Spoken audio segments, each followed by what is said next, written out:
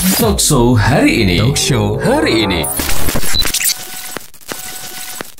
982 S Radio, hits musik terbaik. Hai kawan S Radio, kalau tadi Fanny udah spill dikit gitu ya. Hari ini tuh Fanny gak sendirian. Boleh dong disapa biar kita kasih spill suaranya. Halo dokter. Halo, selamat pagi. Aduh, kalau kalem gini ya kan saya agak kebanting dokter. Jadi pagi ini kawan S Radio udah bergabung barengan Fanny. Ini ada Dokter Marissa Astari Rubianti. Jadi hari ini kita akan membahas sesuatu yang berhubungan dengan 1 Desember. Ada apakah di 1 Desember itu dokter? Halo, apa nih saya sebutnya nih untuk kawan S Radio, boleh kawan S Radio. Halo kawan S Radio, selamat pagi. Perkenalkan saya Dokter Marissa Astari Rubianti, spesialis kulit dan kelamin.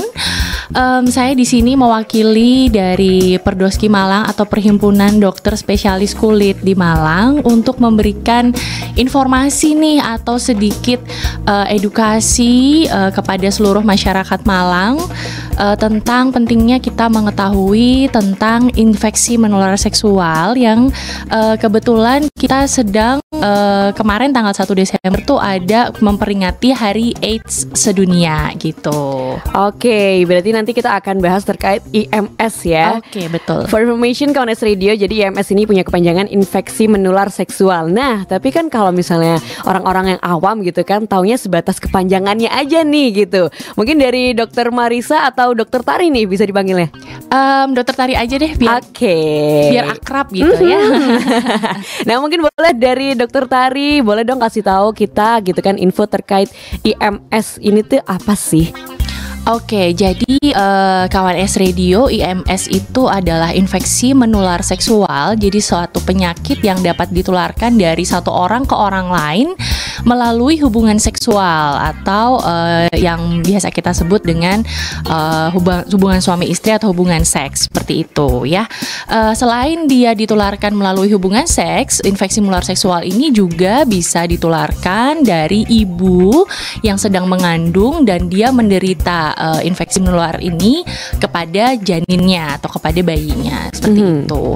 Banyak banget penyebabnya infeksi menular seksual ini, ada karena bakteri, karena parasit, karena jamur, itu banyak sekali infeksi menular, dan salah satunya juga karena virus yang disebut dengan human immunodeficiency virus itu tadi yang menyebabkan penyakit namanya AIDS, seperti itu. Oke, berarti ini udah merujuk nih ya. Jadi HIV ini salah satu dari IMS gitu ya kan. Sekali. Nah, tadi udah dikasih tahu nih apa aja jenis-jenisnya terus penularannya. Nah, kalau gejalanya dari IMS tuh apa aja sih, Dok?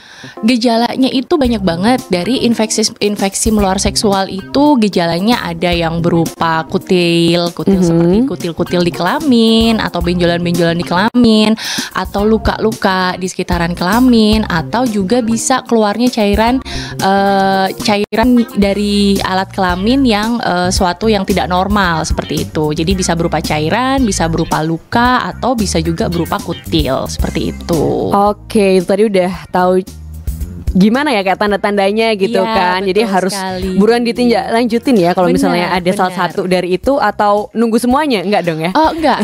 Jadi apabila kawan S Radio ini sudah menemukan misalnya ya ada sesuatu yang tidak wajar terjadi pada daerah kelaminnya, itu juga harus segera memeriksakan ke dokter spesialis kulit dan kelamin terdekat.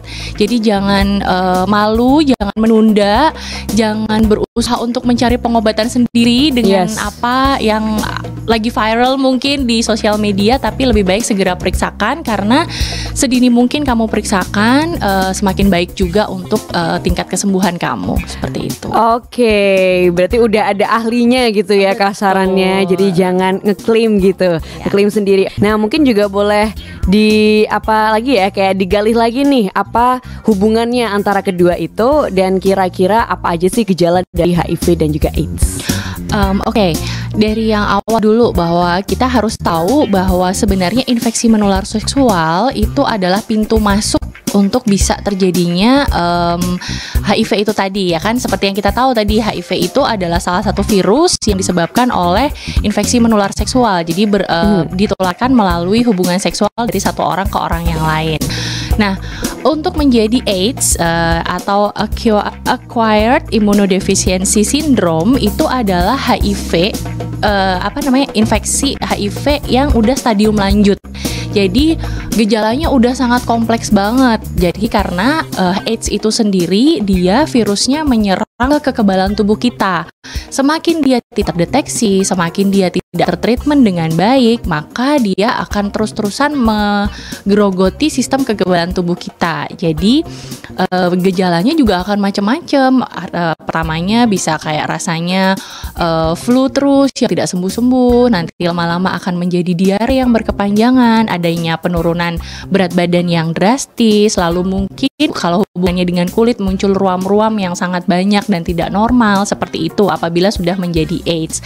Nah, oleh karena itu sedini mungkin apabila ada sesuatu yang tidak normal di daerah kelamin kita atau apa yang kita rasakan harus segera memeriksakan diri seperti itu. Oke, itu tadi ya. Jadi kayak ada levelnya gitu ya. Betul. Untuk gejalanya sendiri ya. Ada stadiumnya sebenarnya. Untuk menjadi AIDS itu sendiri adalah sudah menjadi stadium akhir dari infeksi virus HIV itu tadi. Biasanya dia udah gejalanya udah sangat kompleks seperti itu. Oke, dan ini baru aja Fanny Kinara juga sempat scrolling di berita gitu ya, Dok ya. Ternyata memang baru aja dirilis nih beritanya kalau kasus HIV di Jawa Timur tuh tercatat pertambahannya cukup tinggi. Bahkan sampai menyentuh di angka 6.000 sekian, dan totalnya itu sampai 84.000 kasus, hampir 85.000. Nah, kira-kira nih dengan kondisi pasien sebanyak ini ya, untuk HIV AIDS ini apakah ada kemungkinan untuk sembuh gak sih, Dok? Sebenarnya seperti ini. Kalau misalnya sembuh total itu tidak bisa dikatakan seperti itu, tapi kita bisa mengendalikan bagaimana virus itu bisa kita kendalikan dengan obat-obatan antiretrovirus seperti itu. Jadi bekerjanya obat-obatan antiretrovirus di sini adalah untuk mengendalikan bagaimana virus itu dan meningkatkan kekebalan tubuh kita lagi, karena tadi yang diserang adalah kekebalan tubuh. Jadi kekebalan tubuhnya diperbaiki sehingga orang dengan HIV AIDS itu juga bisa hidup normal seperti orang-orang yang lain, tidak mendapatkan stigma yang buruk, bisa tetap beraktivitas sampai nanti benar-benar bisa optimal hidupnya seperti itu. Tapi kalau dikatakan sembuh betul itu belum bisa dikatakan seperti itu.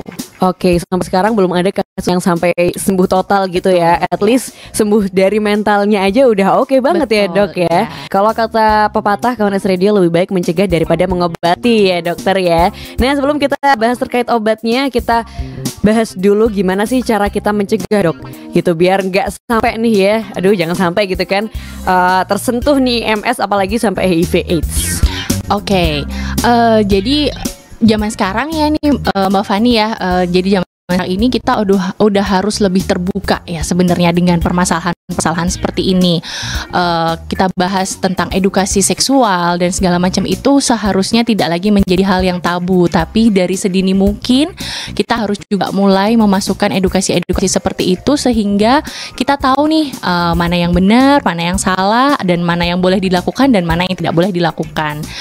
Nah, untuk khusus terhadap AIDS sendiri itu sebenarnya ada gampangannya nih kita untuk cara mencegahnya tuh gampangannya itu kita ingat aja alfabet A, B, C, D, E ya. A for absensi, jadi jangan kita absence ya, jadi kita jangan berhubungan seksual di luar pernikahan, dan usahakan apabila kita sudah menikah kita tidak berhubungan seksual pada saat mungkin pasangan kita sedang jauh atau kita tidak berhubungan seksual dengan orang lain. Yang ini berhubungan juga dengan B-nya, yaitu be faithful. Jadi setialah pada pasangan, jangan bergonta-ganti pasangan, berhubungan seksual hanya dengan satu orang aja, satu pasangan aja. Dan yang selanjutnya adalah C, condoms. Jadi pakai kondom atau pakai pengaman. Apabila memang kita termasuk ke dalam kategori orang-orang yang beresiko, kategori kelompok-kelompok orang beresiko, maka kita harus menggunakan pengaman itu. Dan yang D adalah say no to drugs. Jadi jangan pakai narkoba, jangan tuker-tukeran jarum suntik narkoba, itu benar-benar say no to drugs. Dan yang terakhir adalah E, seperti yang kita katakan tadi, Jadi perlunya edukasi atau education kita tentang ilmu-ilmu atau tentang kesehatan alat reproduksi kita dan tentang seksual seperti itu. Oke, berarti antara ABCD ini semuanya berkaitan ya, Betul nggak bisa sekali. condong ke salah satu ya dok. Tidak ya. bisa condong ke salah satu. Oke, tadi kalau di A kan berarti tentang educate ya. Ya. Nah, menurut dokter atau mungkin umumnya ya, memang tuh kalau berdasarkan ilmu dari perdokteran nih ya, sejak usia berapa sih kita harus tahu, kita harus belajar, kita harus aware terkait penyakit IMS ini? Sebenarnya kalau edukasi seksual itu tidak hanya tentang penyakit infeksi menular seksual saja, tapi juga dari kecil apabila kawan S Radio itu punya, mungkin ada yang sudah berkeluarga dan dari kecil itu sebenarnya untuk anak-anak kita juga harus sudah ajarin nih edukasi seksual tentang apa alat reproduksi apa saja yang ada di dalam tubuh kita, apa yang boleh dilakukan, siapa yang boleh memegang atau apa yang tidak boleh dilakukan dengan alat reproduksi tersebut, dan membiasakan untuk menyebut alat reproduksi bukan dengan kata ganti yang lain. Nah, itu juga penting banget kita tanamkan sedari kecil banget. Sedari kecil kita mengenalkan alat reproduksi pada anak-anak kita itu lebih terbuka lagi. Jadi bukan hal yang tabu lagi.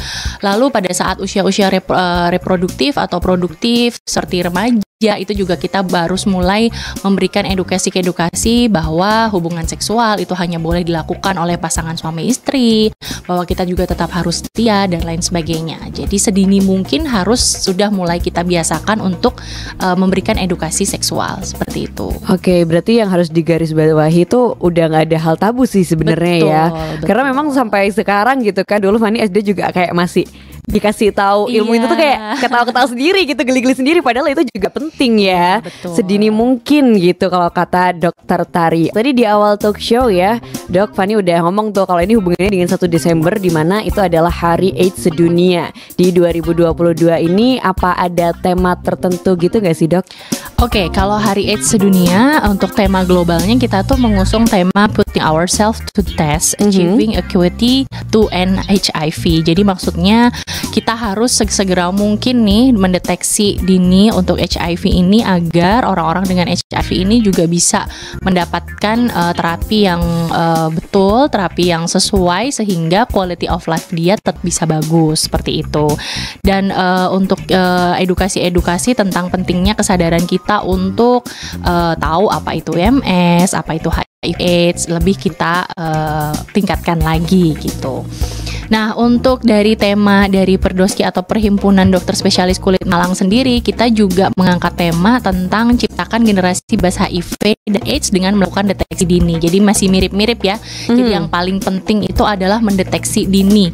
Kenali dirimu apa yang tidak normal, segera diperiksakan sehingga juga nanti akan mendapatkan treatment yang sesuai sehingga tidak mengganggu quality of life kita gitu. Oke, berarti emang temanya beranak gitu ya tetap ya. Betul. Dan salah satunya hari ini diadakan talk show juga untuk program dari tema itu sendiri ya, Dok ya. Betul. Mensukseskan dari tema yang sudah dibuat. Oke, Dok, untuk mengakhiri perjumpaan kita nih ya, boleh mungkin dari Dokter Tari kasih dong ke kita gitu sesajen, waduh kok sesajen ya, closing statement dokter, kira-kira untuk menghindari atau mungkin pesan apa nih untuk kalangan muda atau untuk semua usia untuk menghindari HIV/AIDS atau IMS lainnya.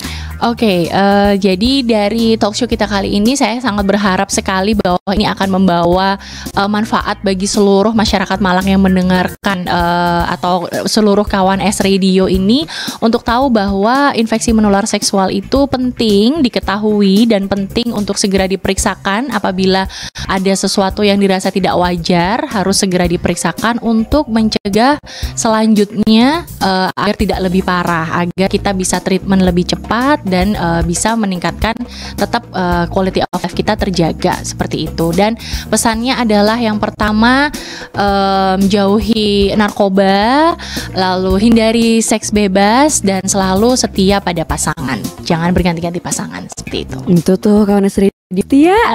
Betul kali. Pokoknya intinya sejak dini ya, semuanya dari educate, terus kita juga mengikuti apa yang baik untuk diri kita tuh sejak dini, jangan ditunda-tunda gitu ya dok. Betul, ya. betul. Oke Dokter Tari, thank you so much udah hadir di hari ini dan pastinya banyak banget insight yang kita dapat ya.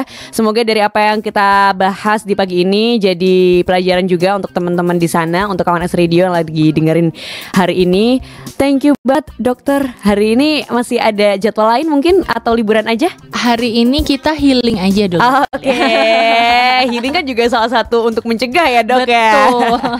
Oke, once again thank you dok udah hadir di pagi hari ini untuk menemani Fanny ya, dan juga kawan S Radio yang lagi mungkin berkegiatan di hari ini. Dan kawan S Radio ternyata udah 3 jam Fanny Kinara temenin Anda, dan hampir jam 10 juga it's time to me to say goodbye, but don't worry, be happy, karena setiap harinya di S Radio punya program yang seru-seru dan gak kalah insightful.